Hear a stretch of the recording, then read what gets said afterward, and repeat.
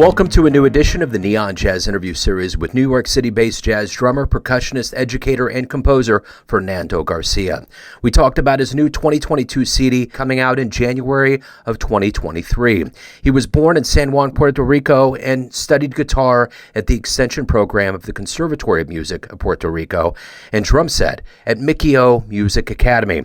Over his career, he has worked equally as a band leader and as a sideman. We get into quite a bit in this interview. Dig it. Thanks for taking a minute out. Definitely. Right on. So where are you located? New York City. Okay, you're in New York. Cool. Well, hey, I want to start off everything before we get into your new release that's coming out in January of next year. You know, how did you survive COVID as an artist? How did you get through that time period? And how has it changed you now that live shows are happening and we're kind of reemerging? The answer is fairly simple in my case, because I work as a full-time music teacher. When COVID hit, I was in a charter school, middle school. So, and when I say music teacher, I mean working for a school. Imagine being like the physical education teacher or the English teacher. So I am still a music teacher in a school, and a different school actually right now. But when COVID hit, I just remained employed and went to virtual teaching, as with the rest of schools in the nation. I was fortunate, I'm still fortunate, that I have that steady income. After that, and throughout the 2020 year, so I went into the New York DOE, what they call the Department of Education. So I left that charter school and went into the public school system of New York City. I'm teaching currently in a public school. But of course, the gigs have come back, and I'm doing gigs and rehearsals and recording sessions and whatnot, and still teaching during the daytime. So having a new album coming out, right as the new year begins, that has to feel pretty good. What's it mean for you to have a new album out? Oh, it feels great. First and foremost, because the album was a product of myself and my group, winning the grant called New Jazz Works, provided by Chamber Music America. I was actually trying or applying for that grant for the past 3 years, hoping to get it, and I was seeing other musical heroes of mine, like Daphne Prieto, winning it in years prior. In the 2020 edition, I believe Henry Cole, who's also Puerto Rican, won it. So I was seeing all these older drummer, composers, band leaders that I look up to winning it and then producing their own album. So I kept on trying. And thankfully in the summer 2021, I guess it was like late June or August, I received a call, and then the official emails that I had won it. So, along with other people that year, that edition. But it meant that I could go into the studio and not think about the money and just go all in. So I got to finish up the compositions that I was working on and the arrangements, and went into the studio January, like late January, early February of 2022. And, recorded that, edited that, mixed it, mastered it. So pretty excited about the product that's coming out this upcoming January, and hoping for a good welcome from the Latin jazz community in New York and in the United States. So you're originally from San Juan. Talk to me a little bit about how you got into music and who were some influences for you to start playing? I originally got into music when I was very young, actually. I was in grade school. I was in third grade. I was maybe, 7 or 8 years, and And there was this this old lady in my school who was the music teacher, and she started teaching me guitar, like classical guitar. And then I was like instantly hooked on, on wanting to learn more. So I was playing guitar all the way up till I was 14. And then 14, I started listening to like rock, like a Spanish rock group called Maná. They're from Mexico. I started focusing my ears on the drummer. And then I was like instantly, my attention shifted from learning more guitar into learning more drums. So I was taking drumming lessons, and all the way through high school. My senior year, I started listening to Horacio El Negro Hernández. So in high school, I was like trying to play like him, with the left foot clave and such.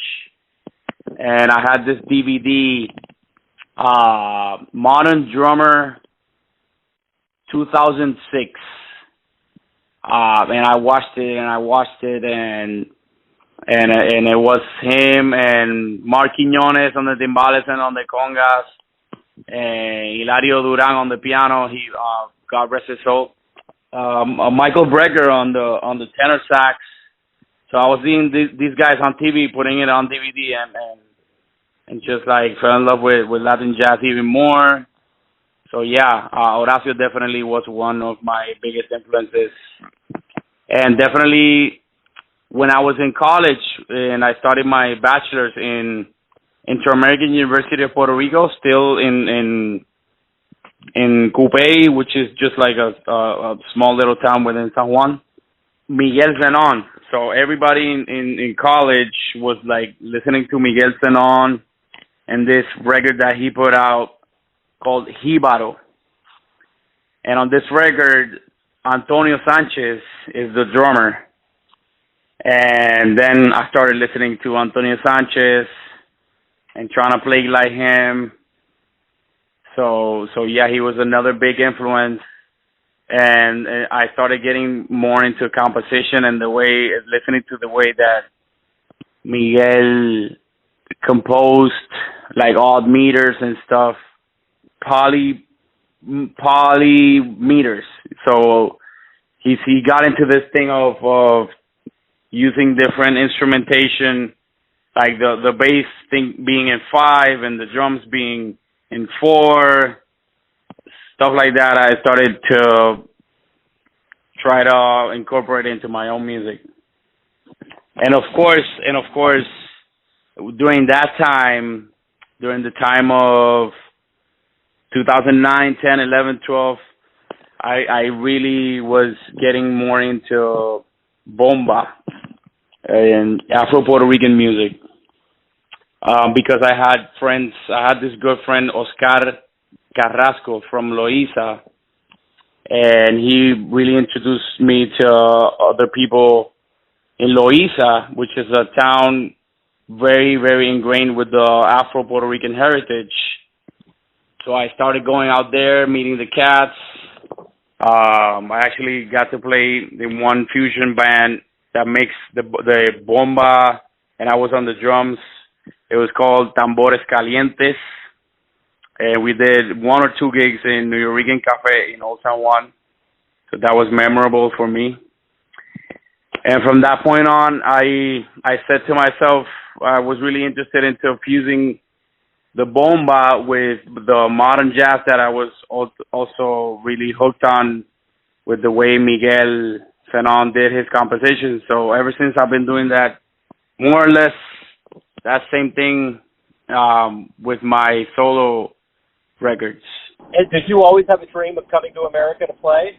When I was during high school and whatnot, I used to travel with my parents and my family. They used to love to go to New York to visit. So we saw performances. We saw Broadway shows. We sometimes saw jazz, Blue Note, live jazz. So it was really present that the city was here and the music in here was big, and it if not the biggest musical performance city in the world.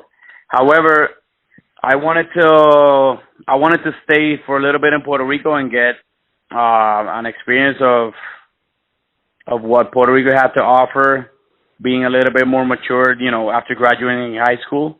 So I got to do that by studying my bachelor's in Puerto Rico. And after that, I started to look into grad programs. And the one that offered the best opportunity was Berkeley Valencia, because they offered a very good scholarship. So I had an interest of coming to New York because I applied to Queens College, and they actually didn't offer any scholarship opportunity, but Berkeley Valencia did. So for a matter of practicality, I went to the Spain program. However, it also blew my mind, because I got to study with Spanish musicians. I also got to study with Alain Perez. He sings, he plays bass, and on top of that, he plays congas, timbales, and a bunch of other instruments, piano. And at the time, he was playing with Paco de Lucia. You know Paco de Lucia, a famous flamenco guitarist? Yeah. Yeah, so he was playing with Paco de Lucia all those years, maybe like from that decade of 2005 up till until Paco passed away. So I absorbed a little bit of what he taught us in terms of the flamenco, the bulería, and also a lot of the Cuban music. So being in Spain and getting to study under these guys was amazing as well. And right after that in Spain, I had to make a choice whether to go back to Puerto Rico or I don't know. So I have this cousin in Brooklyn. So I talked to him and told him, hey, listen, can I stay with you for a couple of weeks until I get situated? Because I really want to try to move fully into New York. So I did that, going right from finishing studying in Spain. And, that was 2013. And I've been in New York ever since. So what is it that you like the best about being a professional musician? There's so many things that go into it, but what do you like the best and look forward to? I think that the thing that I like the most is performing. It's the most pleasure that I get out of just live gigs. It's once all the music is rehearsed, or you already know the music for from prior years or from prior performances. Just performing in front of an audience and getting that instant feedback where you see their faces and they're really enjoying it, or the applause right after the song ends, or after a set they come up to you and tell you that they really, really enjoyed the music or the set. That's the most precious for me in comparison to going into a studio. It requires a lot of preparation and takes up a lot of time, or even like writing music, which I really, really enjoy composing, but it's also fairly tedious. You have to think about instrumentation, orchestration, and whatnot. So yeah, just like live performances for me are the most satisfactory. My final question to you is this. Everyone out there has a perception or an idea of who they think you are, your family, your friends, your fans, but ultimately you're the one that's living your life. Who do you think you are? I think I am a musician, drummer, percussionist. I am also a music educator, composer, definitely, band leader. I am really happy that I get to make a living out of just music, and I really wanted to do that when I was a kid. It's not always easy. It has its ups and downs, but I can say that I'm happy that I am doing what I envisioned when I was younger, Let's get to the good business here. If anybody wants to pick up the new album, where's the best place for them to go and to find out about you and live shows, anything about your world? Definitely. So the new album is gonna come out on the Sunnyside Records label, and they will have it available in iTunes. For this one, since most of the new, the new music industry is going all digital, for now we're sticking with the digital release. So the best place to get your copy will be in iTunes. And of course, I have my own website, FernandoGarciaMusic.com. And also I'm very active in social media, specifically on Instagram. And my handle is altogether Fernando Garcia Music.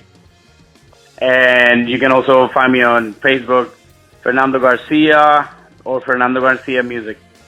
Fernando, hey man, thank you for opening up. Thanks for taking some time out. Good luck with the album. Have a great holiday and a great 23, man.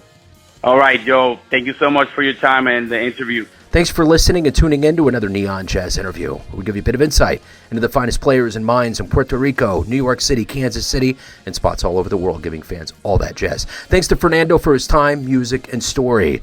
If you want to hear more interviews, go to Famous Interviews with Joe Domino in the iTunes Store. Visit Neon Jazz at youtube.com. And for everything Neon Jazz, go to the neonjazz.blogspot.com. Until next time, enjoy the jazz, my friends.